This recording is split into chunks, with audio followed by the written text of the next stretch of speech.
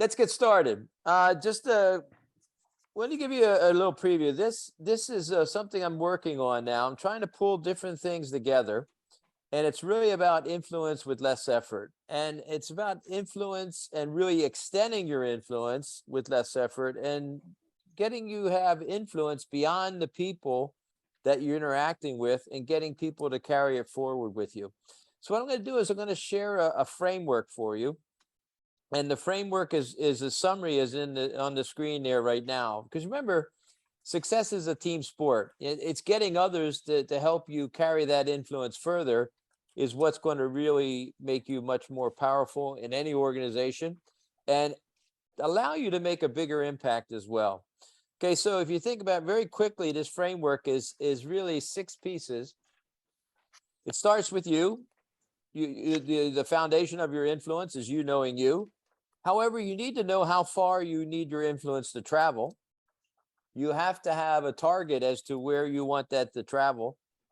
Then you have to build the relationships that are going to help you with have that influence travel. The way you build relationships in anything is listening and sharing.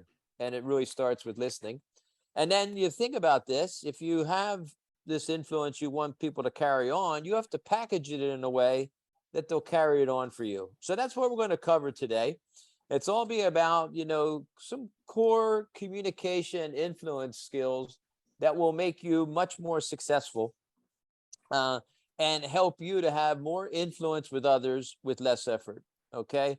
So that's what we're going to cover. I might ask some questions in the chat function from time to time. And I'm going to just go through some ideas with you now. So first thing I would say is that, you need influence in all directions. You need 360 degree influence.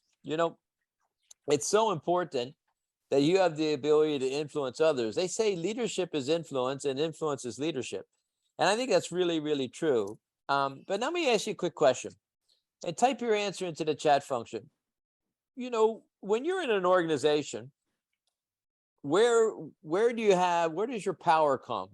Does your power in terms of influence, does your power and influence come from your ability to influence up and down? Or is it your power, your influence coming from your ability to influence across? So type into the chat function, where do you think this comes from? Does it come from up and down or across? So Rui says, Piers, how about the rest of you?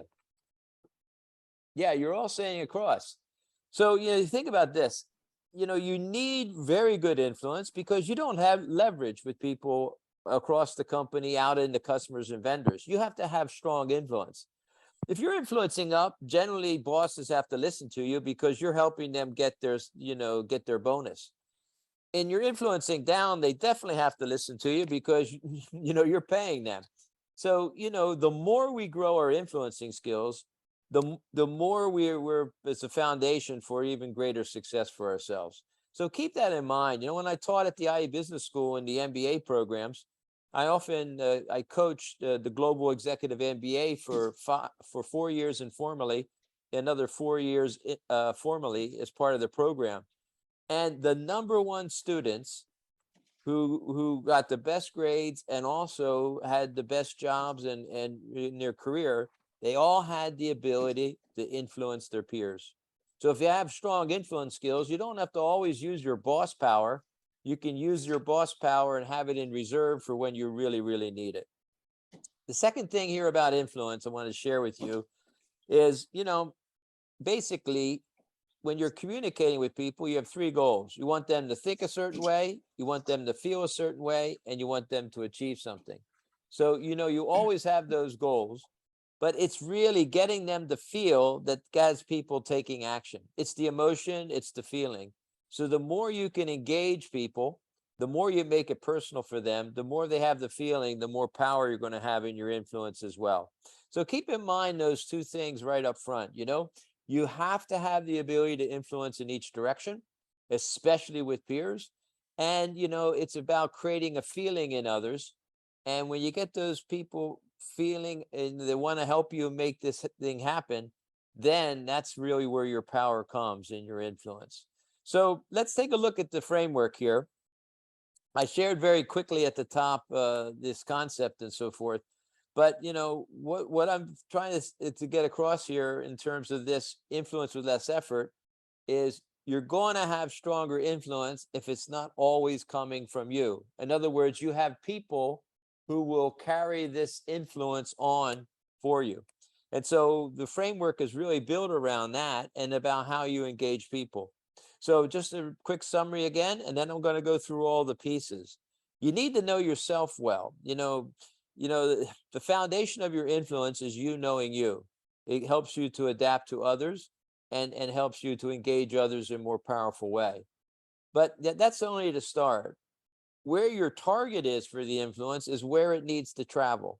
And we're going to talk about that. But where does your influence have to travel? Because you're not going to reach everybody personally that way. But you need to also engage people. That's the third step. You need to build relationships where you're going to have strong influence, and they'll be able to carry your influence further. Now, how you build those relationships is steps 4 and 5. In other words, you have to listen and share. It's always a combination of us listening to others and then sharing our information and messages and things in powerful ways that we engage them, either expand a mindset, give them perspective, or whatever. And then the last part is that you really have to, number 6 there, you have to package your information and messages in ways that they wanted to share onward. Okay, so this is the 6 steps. It's really around building strong relationships, which is really step 1, 3, 4, and 5. But it's also about knowing where your influence has to travel, step 2, and then step 6, getting and packaging the information so it gets there. So one of the things we're going to talk about as we go through all this, but one thing I would say right up front, you'll be a much more effective influencer if you listen, right? Now, the other thing I'd always say right up front too, in terms of your own skills, you're going to be a much better listener, and you'll have time to listen if you're more concise. If you're always talking and taking a long time to express your ideas, you give less people time to listen. So remember that as we go through things here. The 2 things I found is you got to be a really good listener. You got to be concise in your communications. And in fact, the third one is you have to become a very good storyteller and be able sometimes to tell those stories in a very concise way.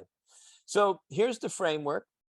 What I'm going to do now is I'm going to go individually through each of the different pieces of the framework. Okay, and let's start with yourself. The first thing is you have to understand you. If you don't understand you, people could manipulate you and you won't even know it. So the deeper you understand yourself, the more you have the ability to adapt to others. So 3 quick things for you to understand yourself. 1, got to ask for feedback, right? If you don't ask for feedback, you can't fix what you don't know. But second thing is you have to reflect on that feedback, because if you get all this feedback and you don't reflect on it and think about how can I work differently, how can I do this differently, you never change, and you never change fast enough. There's a lot of people out there who have really, really strong personal development habits and everything. But the problem is sometimes they keep learning, but they don't reflect on how they're going to use it. And if you don't use it, you're like a Ferrari that gets parked in the garage and never used. And then the last one is you really have to embrace people different than you. Because when you deal with people different than you learn more about yourself. Because if you say, well, if they think that way, why do I think this way? And, one thing I found, very good consultant said one time, he said, my goal in life is to constantly meet people who disturb my view of the world. So if you're always seeking out people who think differently about things and so forth, it's always going to expand your mindset. It's always going to get you to understand you, and you're going to have a lot more influence.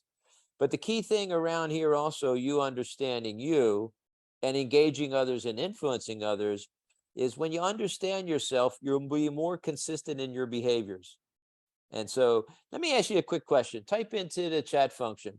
If you reported to a leader, or you're engaging with someone who's constantly up and down in their emotions, or constantly changing priorities on you all the time, what are you thinking about that leader? Type your answer into the chat function. What are you thinking about a leader who's constantly up and down and emotions and constantly changing priorities? Type your answer into the chat. Let's see what people say. Not consistent, right? Not trustworthy, poor planner. Yeah. See, all this, it raises a question about you. You always have less influence with people if your behaviors raise a question about you. So you always want to consider, you be much more consistent in your behaviors. The other thing, you're going to have a lot more influence if you can really work from your sweet spot. Your sweet spot is the intersection of your passion, your strengths, and where you make the biggest impact. And so a lot of times we hold on to things we like to do there in that red area, and we don't work from our sweet spot in the green area. If you know your sweet spot, you will seek out people who have strengths and passion around you, and you engage them. If you engage them in their sweet spot and you use yours, you're going to have a lot more influence. I think it was really put best when they called this, you have to have a calm capability. And you only have that calm capability when you're working in your sweet spot.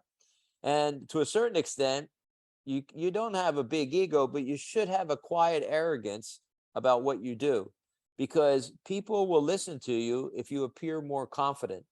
And if you're quietly confident, meaning you're not telling everybody how great you are, your habits, your behaviors, your knowledge has people telling others how great you are. So keep in mind this, is that as much as you can, you need to know yourself. You need to know, you utilize your sweet spot and your capabilities. And so when you're very strong in knowing yourself and using your sweet spot, you can use more of your energy in the interactions to focus on others versus you. Because if you know what you're doing, you've done your prep, you know yourself, you're in a much more calmer way of engaging others, not worrying about what you're going to say all the time, because you know you have the ability to adapt to others. So my advice to you, we all need to learn more about ourselves. The more we know about ourselves, the more we're adaptable almost subconsciously in situations, and we'll be much more effective in our influence as we go. Okay, so you know you, so your focus then can be on others to have greater influence. Okay, so since we don't have a few people on the line today, I'll just open it up. Any comments or questions on this first one of you understanding you?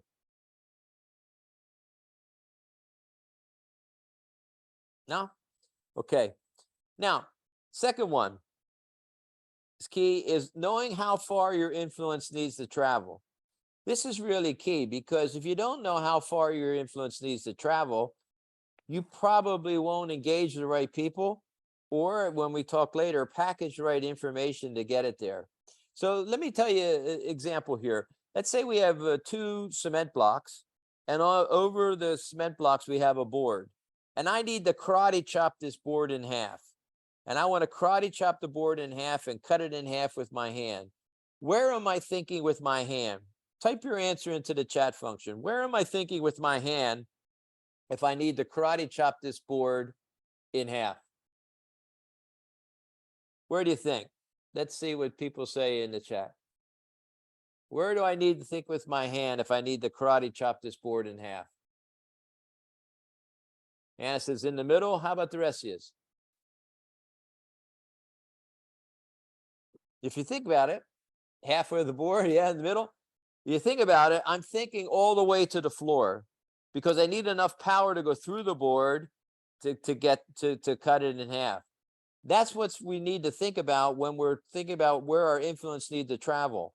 Oftentimes we think about the person we're talking to, and we don't think about where it has to travel beyond that person. An example, let's say I'm selling into a company. I have a great rapport with my key contact in the company. I can convince them very, very quickly with little information, but they need to go back and convince the rest of the department or the leadership team to say, hey, this is a good product or service. So if you don't give them enough information or enough stories, examples, or something that they can carry your influence forward, your influence stops. It's the same way in departments and companies. You might have a good relationship with someone in another department. You convince them, but then they don't have enough information to convince the rest. So a key thing always to think about here is when you're like the karate chopper on the board, you're not thinking about the board, the person you're talking to, you're thinking about where that influence has to travel. So what I found is the best influencers, once they know what, why, when, and how they want to influence, they're always thinking who needs to hear this? Who do I need to influence? And they're trying to influence them on, if you look at the bottom there, progress and achievement. If you're always trying to influence just activities getting done, it's too slow. What you need to get people on board is, this is what we want to achieve together. This is the progress we want to make. And you want them to take a lot of action on the influence and not just the activities. And then you're thinking about who's going to carry it forward. You want people who are respected, who are role models in each of those organizations that you're trying to influence, because when they talk, people listen. So what's really important for you to think about always, and I think that I got better at influence when I understood this as well. Whenever I'm thinking about what I need to do and what I need to achieve, I'm thinking about how far does my influence have to travel in order to achieve it. And then I want to really engage people in a way that they're behind me and helping me on the progress and achievement to go forward. So remember this, if you don't have a who, the who is always you. Okay. And you really need to engage people, but you have to know where you want your influence and the who it has to travel to really think creatively about how you're going to get it there. And the key thing here is this: you want your influence to travel to the right places in the least amount of effort, which means you don't want to have to do all the influencing all the time. You're engaging others who can influence onward. Okay. So that's really, that's the first two steps. You need to know yourself, but also you need to know where your influence has to travel and who it has to travel to. So I think that's the real key difference that a lot of people who influence don't think about. They think about the next person they need to influence, and sometimes they leverage that rapport and everything, the relationship they have, and they forget about that person having to influence onward again. Okay, so keep in mind that's the second step. The third step is you have to build those relationships. Okay, I don't know if you remember the story of Noah, but Noah built the ark before it started raining, not after it started raining, right? So if you need to get something done, you need to build the relationship before you need that relationship. So, you're not always going to get people to be right on board with you and carry that influence further if you haven't established those relationships up front. Give you a tip. One of my bosses mid-career said this to me, and it never left me. He said, you go into any new project, any new job, the first thing you do is list up all the relationships that are going to be key for you. People who have impact on your decision-making or could help you implement and achieve what you want to achieve. He said, start building a relationship from the very first day. Guaranteed, you're going to need them sometime, and you'll have that relationship in place. So it's really important to identify who those relationships would be. There's a create that list. Every week, scan the list and say, hey, is that relationship warm enough? If not, there's probably something that you need to do. Now, the best way that I found to engage people, and especially to get them to help you carry the influence further, is to ask for input or advice. It's human nature, right? If we give input or advice to something, we want our input or advice to be successful. We'll help the other person. So the more you ask people for input or advice, the more they're going to want to support your initiative to make it happen, even if they don't totally agree with that initiative. And it's occurred in my career where I got people's support for the whole initiative, which they didn't necessarily buy into, but some of their ideas were in it, therefore they wanted it to be successful. There's a guy named Peter Diamandis who was going around the world asking for money because he was funding prizes for breakthroughs in science and space and etc. And he realized this. He said, if I asked for money, I got advice. If I asked for advice, I got money, right? Because people that put their advice to something now want it to be successful and would put money there for it too. So what I'd say is that they say that your net worth is driven by your network. That means, how you build these relationships is absolutely key.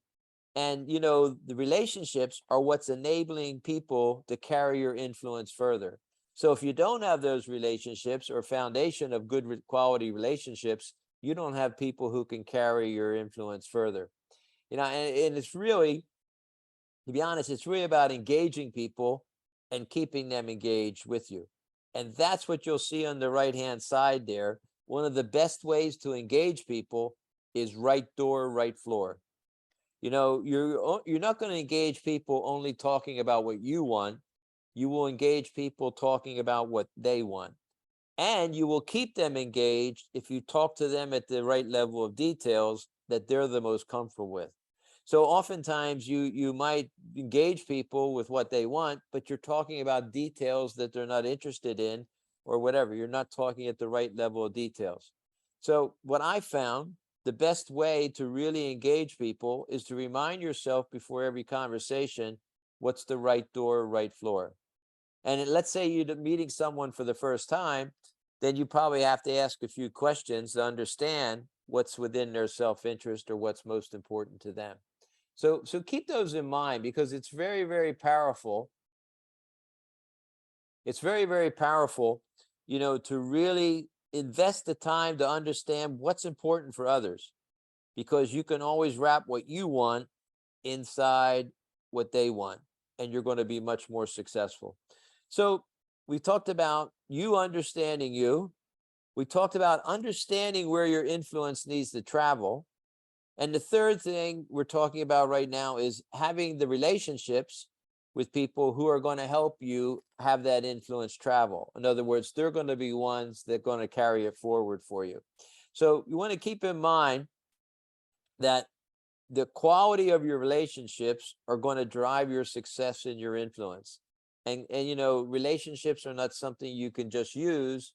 You have to make an investment in building those relationships in order for them to be able to help you carry that influence forward.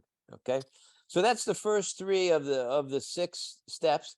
Any comments or questions from people online here that I could answer what I covered so far?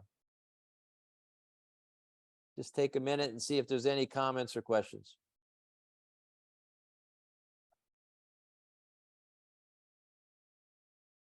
No, everything clear. Good.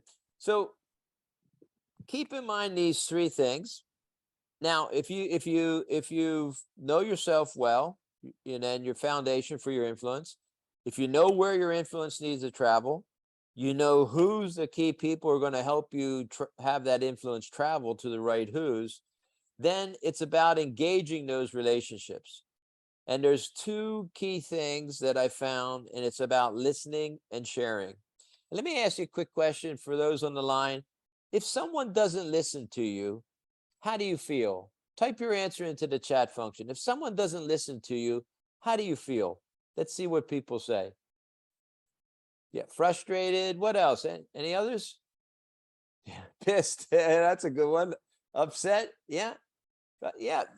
You don't feel great.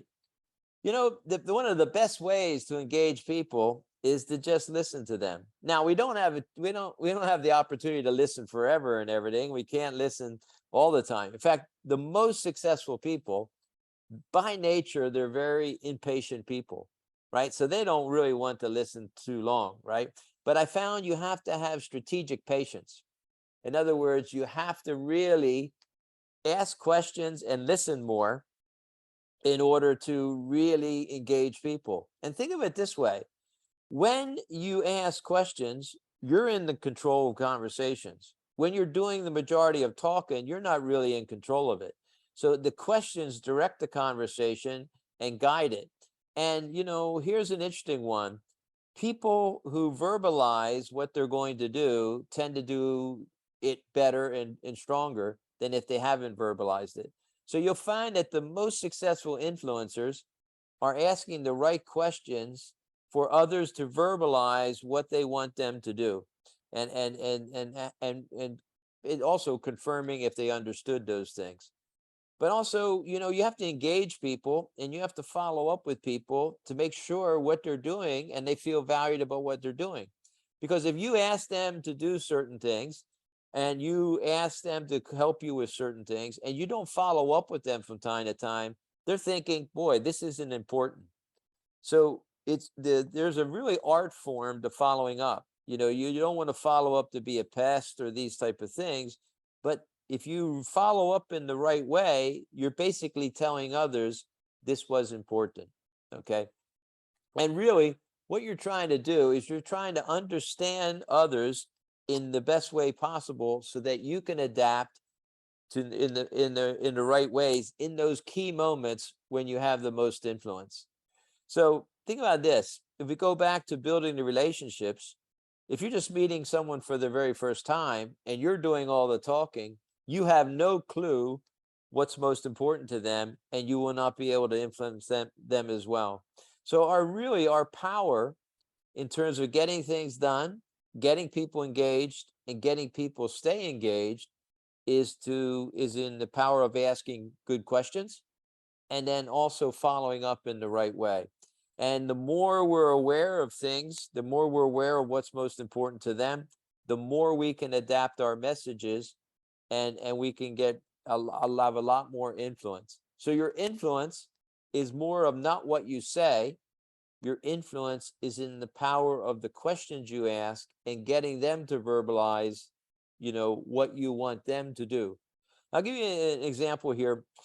I used to, when I led in Europe here, I used to call the general manager subsidiary and ask him who is his superstars, his or her superstar. And I wanted to, learn from the superstars. So I took the top superstar salesperson out to lunch one time in a country, and she said something that never left me. She said, I owe all my success in sales to one phrase. If the customer or prospect is talking, I'm winning, right? Basically, if you're asking the right questions, others sell themselves, right? If you're asking them the right questions and they're verbalizing it, it's theirs. It automatically feels theirs because it's been coming out of their mouths. Okay. So I would say if you want to be a better influencer, if you want to be a better influencer in less time as well, the quality of your questions drive that influence because it's what they verbalize that really is selling themselves. And so the more you know people, the more they can you can adapt to them as well, and you can be very adaptable in the key conversations and get them articulating what you want most. Okay, so keep in mind that two things I found: if you want people to carry your influence further, you're going to have to engage them and listen to them by asking the right questions, but also you're going to have to follow up, because if you don't follow up, the importance of that gets lower and lower over time. They don't feel that you're interested. Okay, so that's the first of engaging and building strong relationships. The second one is sharing. You're going to have to share information, messages, stories, and examples. You're going to have to share in such a powerful way that you pull people into it. It becomes very relevant, becomes personal, and they feel they really want to help you and carry your influence forward. Okay. And they say that the best leaders and influence are the context providers. They provide a context by which people can carry these messages and key ideas forward. And so without a context, it's like you have all these various messages, but they have no linkage in how they could use them. So keep in mind this. Stories and examples are very, very powerful. Now, when you hear a story and example, your mind it often goes to a similar experience in your own life. That means it becomes relevant just like that. So whenever you package your information and messages and key ideas in a story or an example, it becomes very, very relevant. It's very interesting too, people want to understand to the end of the story, so they always listen closer than just people spouting information. And stories and examples are one of the most powerful ways to set this context. So when you create the right context, it basically people can see themselves within this, and they put more of themselves in it, and they're more willing to help you in terms of carrying your influence and your messages forward. So if you're not a good storyteller, you're going to be limited in terms of engaging others. There's a great video out there, a TEDx video, a presentation of a person who describes the impact of stories. When you give only data to people, right, only two parts of your brain, the other person's brain, light up. You package that information in a story or an example, and all four lobes of the brain light up. So you're engaging others really fully, right? If you think about it, all the religious documents in the world are parables. They're stories, because that's the best way to get things across. So I'd say is that you're going to have to share enough information for people to be able to pass on. People can remember stories and pass that on more than other things too. So you're going to be much more powerful if you can package the context in a way that it becomes personal for that other person. Okay. And it's really about framing the context in a focus that they can pass that and move that onward. So, when you think about next time in terms of sharing information with people, just don't think about the context or the facts, the contents or the facts.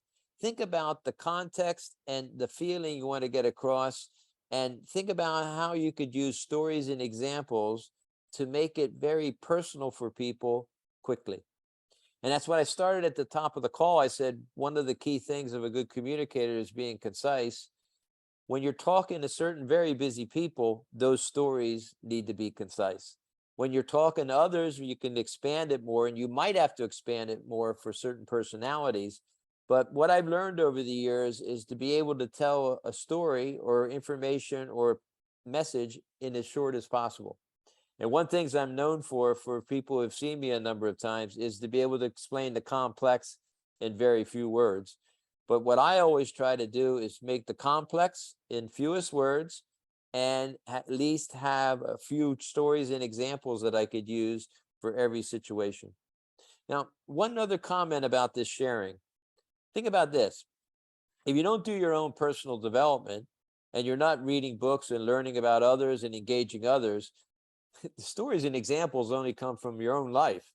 If they only come for your own life, people think you have a big ego if you're only telling your own stories. And you're limited in the influence you can make, because you can only do it based on how much you've experienced in your own life. Your self-development is so important, because reading books, listening to others, listening to podcasts, watching things, you're picking up stories and examples from others that you can use in your influence, and you're going to be much more powerful. So here's a tip. Use a combination of your own experiences plus the experiences of others, stories of others, and you're going to be much more powerful communicator in terms of getting people engaged. Now, also, stories and examples are memorable, so they'll be able to carry that forward for you. Okay. So keep in mind what we talked about so far. We talked about you need to understand you. You need to know how far your influence needs to travel and who it needs to reach. Third, you need to build the relationships, the who's going to help you make it happen. And the way you build those relationships is both by listening and by sharing. Okay. Now, so if you say you got these relationships, you build them up. Now, the key thing that really brings it home is you got to package your messages in a way that they're going to share it onward. Okay, so now we're coming back to that really key now of being concise. Because if you're not concise in the way you package the messages, sometimes they're not going to want to share it onward. And I found it's so important to create summaries in different ways, because if I gave you a 25-page PowerPoint and I expected you to share that onward, you'd be reluctant to put 25 pages on someone else to read. But if I gave you a one pager, or if I did a great job of doing a summary in just a few paragraphs or a paragraph in an email, you're more willing to pass that on. If I passed on a very short video connected to that and so forth, that's even more powerful. So what I found is that we have to package our messages and our information so they travel and they can travel far. So when you're meeting people and you have great rapport, you've sold them and so forth, and you want them to help, you have to give them some backup information in a right way that they're going to be willing to forward that on. And so you have to be concise, but also you have to create a feeling in other people. It's very interesting when you work with different really good communicators. People engage when there's a kind of a combination. They're very attentive when there's a combination of desire and tension, something that creates a strong feeling. If you're indifferent about something and you don't have a great feeling about it, whether it's positive or negative, you don't engage.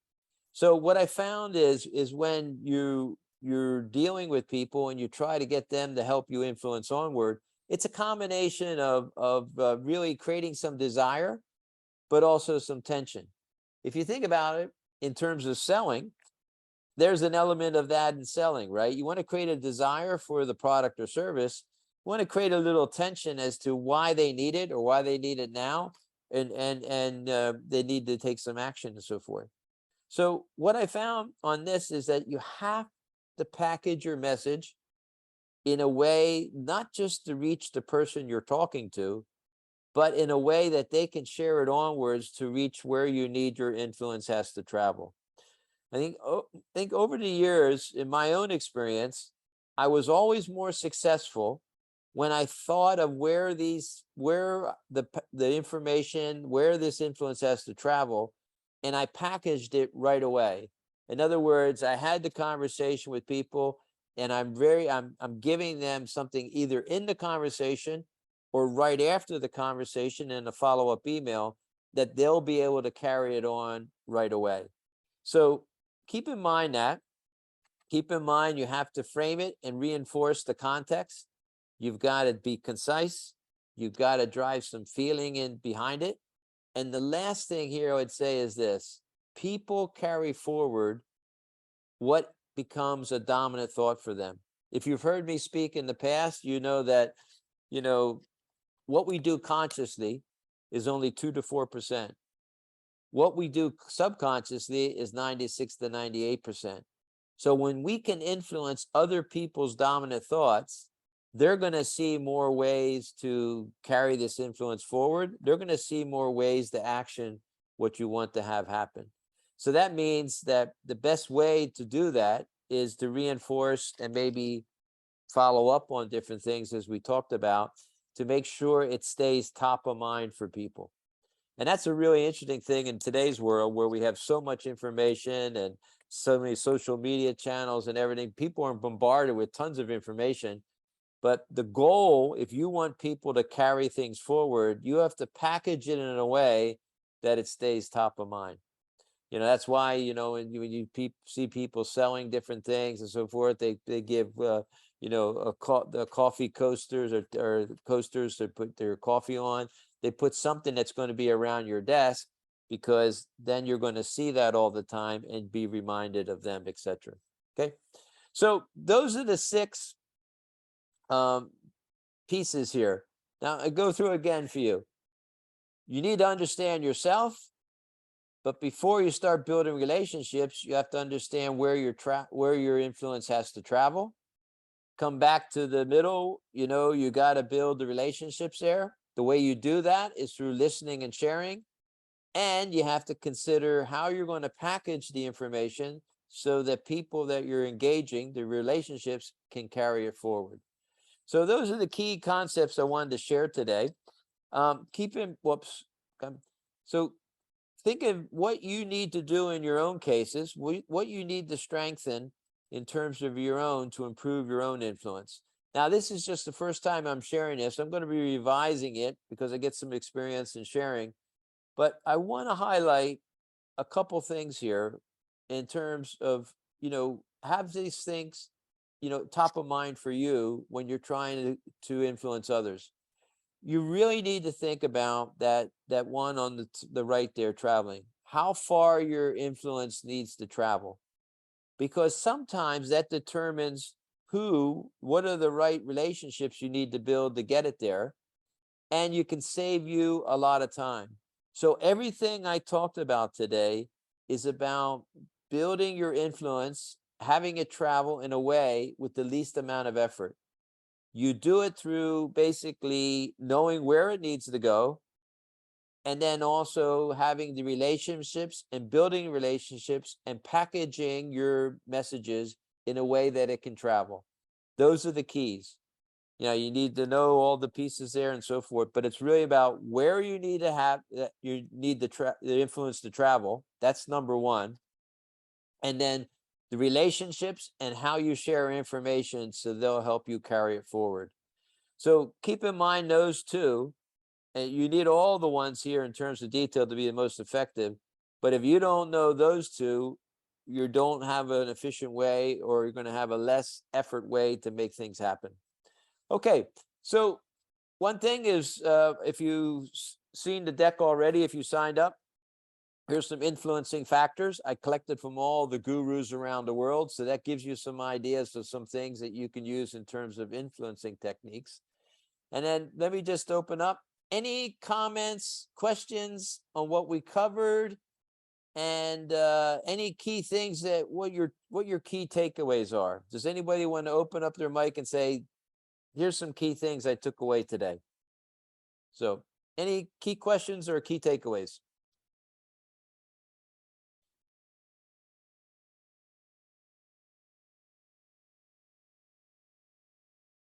Okay, let me ask you a question. Type into the chat function your most important action that you're going to take based on the things I covered today. An idea that say, hey, I can use this, and I can use this for better influence. Okay, so if you can, just type into the chat function, what's your biggest takeaway from today? Let's see what people are taking away from today's session. And says that, ask the questions. You got to listen more. Yeah. Where does your influence have to travel? Yeah, keep concise. Keep finding a way to be concise, more concise. You're going to have a lot more influence because you're giving other people more opportunities to talk. Yep. Give examples, stories and examples. Make sure your self-awareness, right? You don't want to be manipulated and not even know it. And become a great storyteller. So if I would really summarize, the core is you have to build strong relationships. And the way you do that is by being concise, listening, being a good storyteller, but you have to be interested in others. They say that the most powerful communicators are joining the conversation already happening in the other person's head, because you know what's most important to them and you're going to engage them in the right way. So keep in mind some of the things we talked about today. If I can help you in any way, yeah, I'm just a WhatsApp away, an email away, etc.